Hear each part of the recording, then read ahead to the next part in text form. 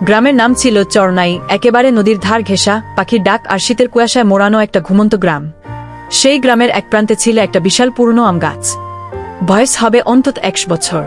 তার ডালপালা এত বড় হয়ে ছড়িয়েছিল যে রোদ পর্যন্ত ঢুকতে পারত না নিচে। গায়ের লোকজন বলত, ওখানে সন্ধ্যার পর গেলে আর ফেরা যায় না। অনেক আগেই গাছটা নিয়ে গল্পের শুরু। বহু বছর আগে একজন বুদি, নাম ছিল শিউলি, নববিবাহিত অবস্থায় হারিয়ে গিয়েছিল। শোনা যায় সে গলায় দড়ি দিয়ে সেই গাছেই ঝুলে পড়েছিল, কারণ তার স্বামী ছিল নিষ্ঠুর আর তার জীবন ছিল এক বিষাদে ভরা। তারপর থেকেই শুরু হয় অদ্ভুত সব ঘটনা। রাতে হঠাৎ করে গাছের ডাল থেকে পড়ে আম, অথচ সে মৌসুম না। কেউ যদি সেটা তুলতে যায়, ছায়ার মতো একটা হাত দেখা যায় ছাপিয়ে পড়তে। রাতের আধারে পথ হারিয়ে কেউ গাছটার পাশে এলে ফিরে যায় না, কারো গলা কাটা অবস্থায় দেহ মেলে, কেউ নিখোঁজ। কিন্তু এসব কাহিনী আজকাল কেউ বিশ্বাস করত না। আধুনিক সময়ে মোবাইল, ইন্টারনেট, এসব ভৌতিক কাহিনী আজ আর কাউকে ভীত করে না। তবে অয়ন নামের শহরফেরা তরুণ হঠাৎ শহর ছেড়ে ফিরে আসে গ্রামে। ছেলেবেলার স্মৃতি আর শহরের একঘেয়েমি থেকে পালিয়ে আসা। সে শুনে এসব গল্প, হেসে উড়িয়ে দেয়। এক রাতে সে চ্যালেঞ্জ নেয়, যাবে সেই আম গাছের নিচে।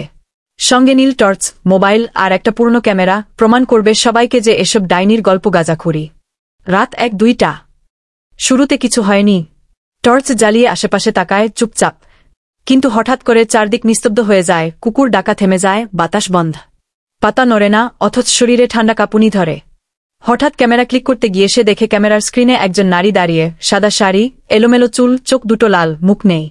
সে পেছনে তাকায়, কেউ নেই। আবার স্ক্রিনে তাকায়, নারীটা এখন একেবারে তার সামনে। তারপর কেউ জানে না। পরদিন সকালে কেবল তার ক্যামেরাটা মেলে গাছের। খাওয়ার ফাঁকে ফাঁকে কথা হয় পাকাঘর বানানোর পরিকল্পনা, ছোট মেয়ের পড়াশোনার খরচ আর বছর শেষে কিছু জমি কিনে নেওয়ার স্বপ্ন।